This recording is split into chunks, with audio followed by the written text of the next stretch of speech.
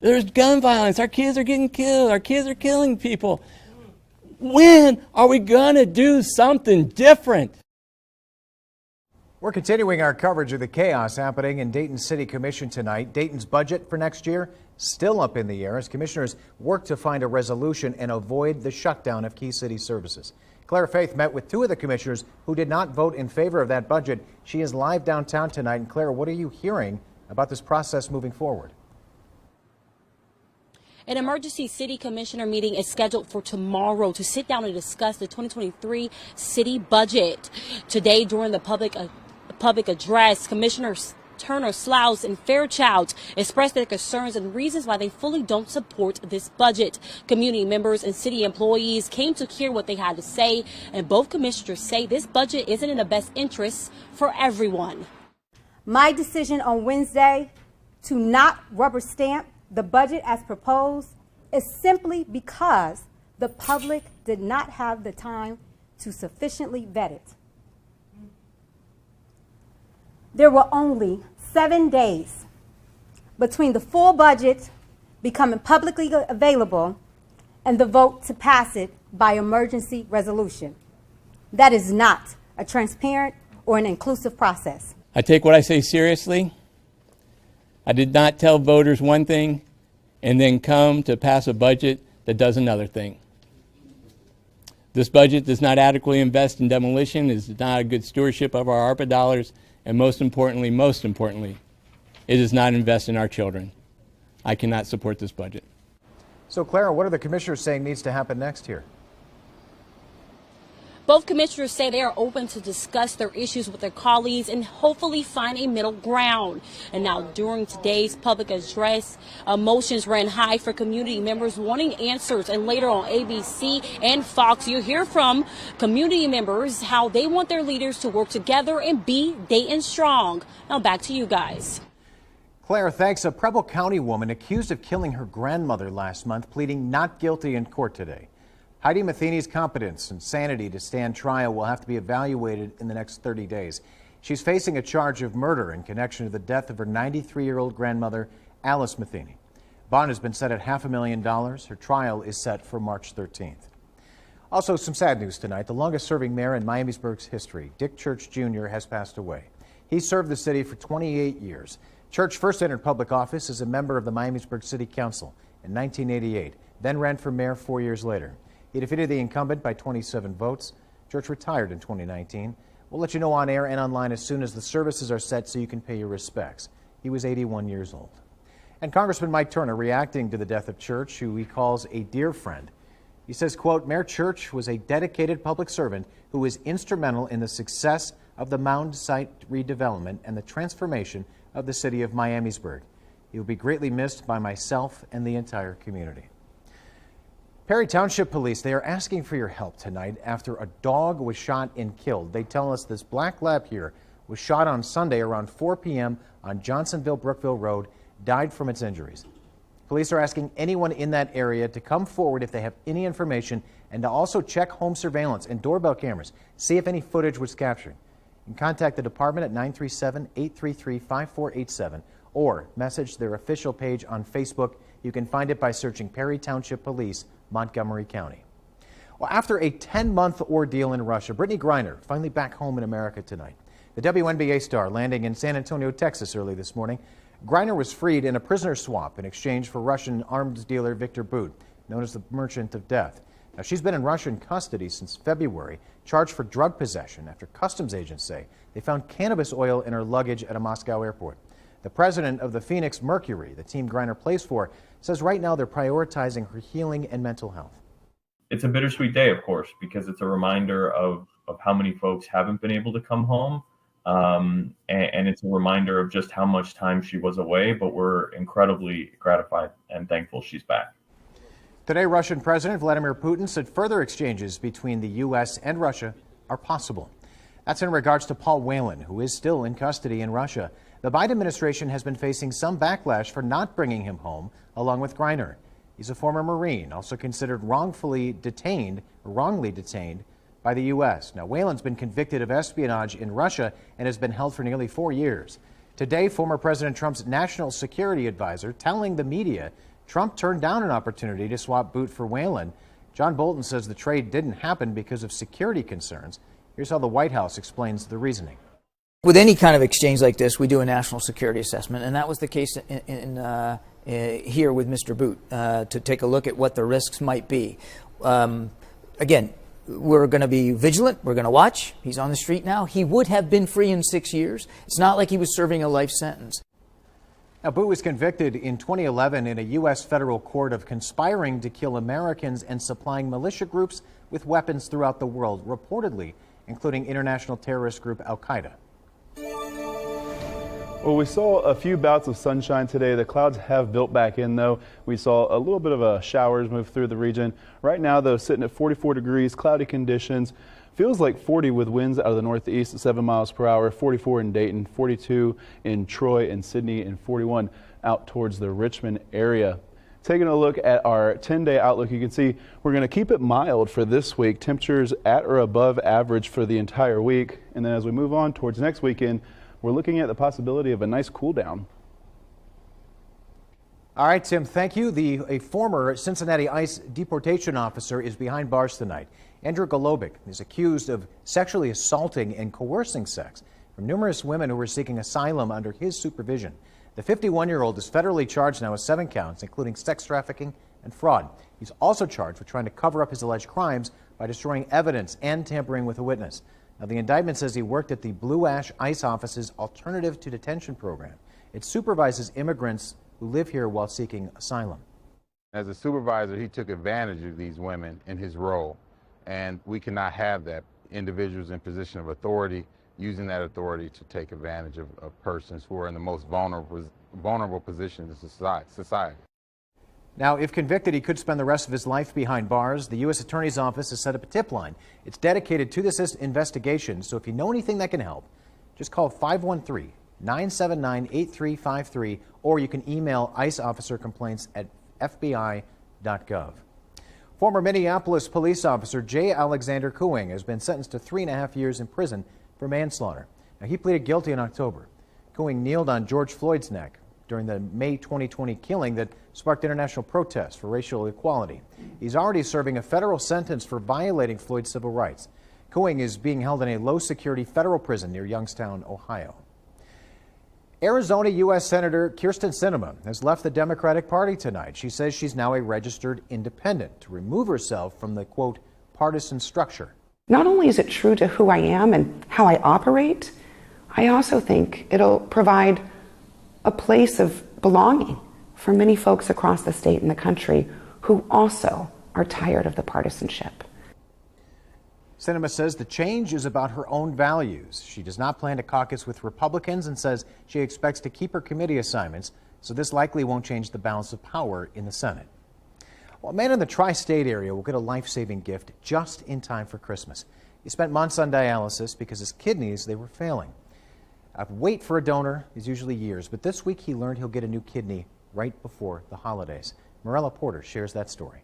Byron Wolf found out he was suffering from end-stage renal disease last October. He started dialysis in May and got on that transplant list in June.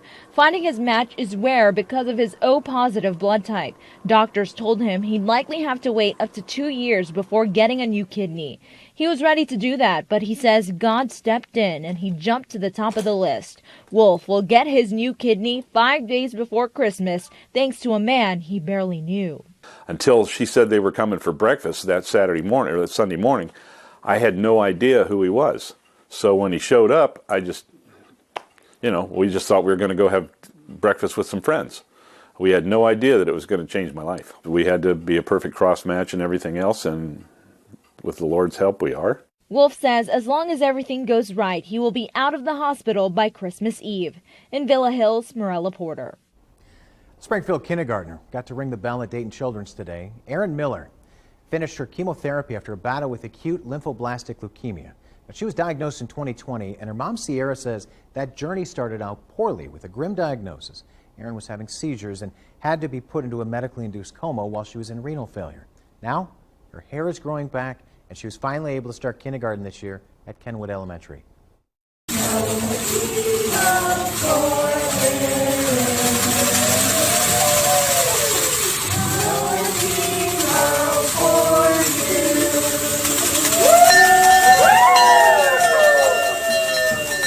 father says that all Erin says when she grows up, she now wants to be a nurse, thanks to that team that saved her life.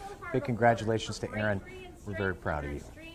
Elon Musk has released another batch of what he calls the Twitter files, and it allegedly shows secret blacklists. What critics say this proves about the platform and what's happening in response. Coming up after the break, we'll show you some wonderful lights in Washington Township. More details on the Woodland lights after the break. Forecast for the rest of your weekend coming up right after this as well. Here's a look at your Dayton 24/7 now.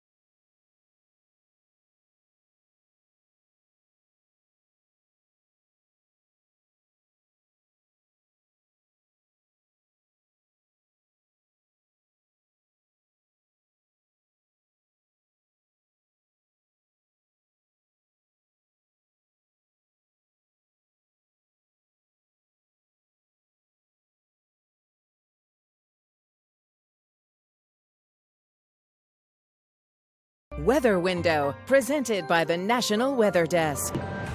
Oh! That's meteorologist Nick Stewart's excited reaction to thundersnow he just witnessed in Charles City, Iowa. It's a rare and dramatic phenomenon, especially in the plains. You need warm, moist air rising toward a cold air mass, creating instability. The lightning is easy to see, but the snow can sometimes muffle the thunder sounds. It's certainly an experience to savor. Let's go!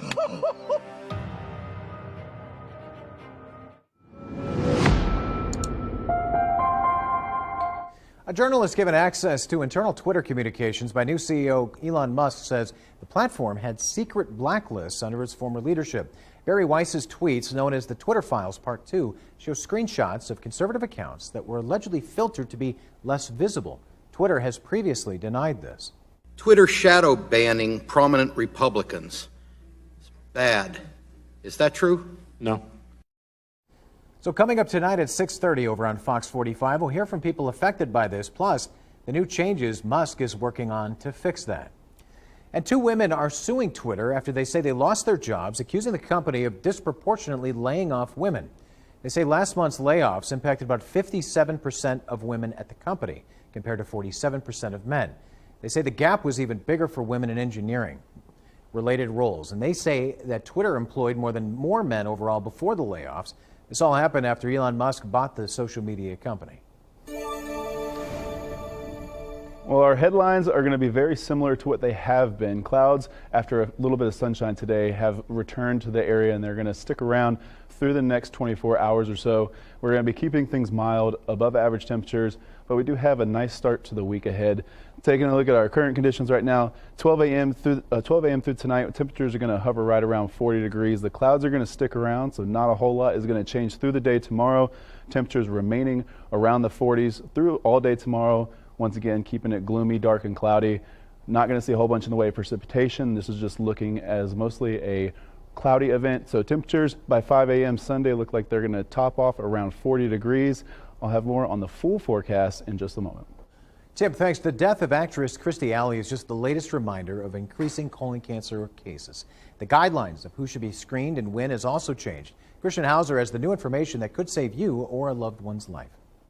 I spoke with Dr. Corey Barat, a colon and rectal surgeon with Mercy Health, about the risks. Who's at risk of colon cancer? Well, in general, older age does put people at risk for developing all sorts of cancers. But like other cancers, this is one that we're starting to see in younger and younger populations. Dr. Barat says sometimes they're finding it in people with no family history they wouldn't expect to get colon cancer. The guidelines used to say once you hit 50, get a colonoscopy if you have no risk factors like family history. Now it's 45 years old. You are seeing more cases of colon cancer. Is that just because we're looking for it more, or I guess, do you think that there are actually an increase in cases? We've been starting to see a higher prevalence or a higher risk of colon cancer in younger patients. And actually, as a response to that, that's when the guidelines started to change, or at least the thought of changing the guidelines has happened. Early detection is key and can mean the difference between living and dying, because once cancer has gone through the wall, the colon, or the rectum, and it's in the lymph nodes, it's much harder to cure. In Cincinnati, I'm Christian Hauser. Well, it's been about a month since the college basketball season officially started. Both the University of Dayton teams coming up short in their respective games on Wednesday. So this weekend marks a chance to get back on track. The Flyer men back home tomorrow when they face UNC Asheville. Anthony Grant's team unbeaten in UD Arena so far this year and are ready to put Wednesday's loss at Virginia Tech behind them. The UD women go on the road Sunday to Toledo in what is currently their last game before a lengthy break for Christmas. Also this weekend, Wright State women, they are at Marshall and Tennessee on Sunday. The Raider men go to Western Kentucky on Saturday. Only one college football game scheduled for tomorrow, the annual rivalry game between Army and Navy, but tomorrow night, the Heisman Trophy is going to be awarded to one of 4 finalists. Ohio State quarterback C.J. Stroud is in the top 4 for a second straight year. In fact, this is the 4th time in 5 years at least one Buckeye is a finalist. The other finalists this year are Georgia's Stetson Bennett, TCU's Max Duggan, and USC's Caleb Williams. Williams is the current favorite. If Stroud wins, he'd be the 6th different Ohio State player to win the Heisman. Well, it is the 30th anniversary of Washington Township's annual Woodland Lights event, and this year, organizers are putting on a big show every single night.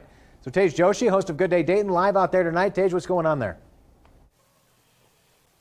Adam, people are already enjoying all the wonderful holiday lights, the Christmas festivities. Let me show you just how many lights there are. We're going to take a little look around the Woodland Lights here in Washington Township. Right next to me is really the heart, the center of the Woodland Lights. This is their reflection pond, and you can kind of take a look across the banks. You see so many different light displays, and you're wondering just how many lights there are here. They don't have an exact number, but keep this in mind. About 6 miles of extension cords went into making this happen. Let me tell you about some more ways that you and families at home can experience this. They're open tonight 6 to 9, but tomorrow night's a huge night I want to tell you about. It's their character night. They're going to have the people from Paw Patrol. They're going to have Elf on the Shelf, lots of other great characters lined up, and I heard the big guy is here not just tonight, but every night that this place is open. Santa is here at the lights. He's got his own little cabin doing his thing. Like I said, there are lots of wonderful ways to experience the Woodland Lights here in Washington Township. Back to you guys in the studio. Tej, thanks. Looks awesome. And you can learn more about that event. You can see a full schedule of each night's theme and buy your tickets on the Washington Township website, washingtontwp.org. Well, there's plenty of other holiday events going on here in the Miami Valley. Local favorite is the St. Anne's Hill Holiday Home Tour. Ticket holders get to go through those beautiful homes, some of them over 100 years old. People dressing up in historically accurate costumes for the time period. All the tour guides are in, costumes of the time period. It's the Dickens Christmas, and it's really kind of transports you back to that time, and you really kind of you forget where you are. You're in the middle of the city of Dayton and you're going to forget where you are. The area is just east of the Oregon District at the top of the hill next to Stivers. Now, the official tour is sold out, but don't worry, you can still visit, walk around the neighborhood, check out the Christmas lights, and be a part of the community there. Taking a look at the weather again, we have a batch of rain that moved through the region around 3 p.m. today, making its way out towards Columbus now. That's about it for the night. Clouds are just going to build in and they're going to hang out for a while. Taking a look at forecast for tomorrow, temperatures are going to hover right below 50 degrees. Going to be hard without any sunshine to get them any higher. So 49 cloudy conditions with mild temperatures going to be remaining. Breaking down tomorrow hour by hour, you can see that we're going to have clouds through all the morning and then again through the late afternoon with temperatures topping off around 49. So pretty much just going to be a cloudy, mild day once again across the region. Tim, thanks. Thousands of people are coming together at Wright State tonight. Still ahead, the big event going on at the Nutter Center. Now it's time for your TikTok of the day. Today, Chief Meteorologist Natalie Walters tests your knowledge on moving floodwaters. True or false? A large truck or SUV is safe from moving floodwaters. That would be a false. It takes just 6 inches of moving floodwaters to knock over an adult. Just a foot of moving water can carry away most vehicles. And 2 feet of moving floodwaters carries away trucks and SUVs. So turn around,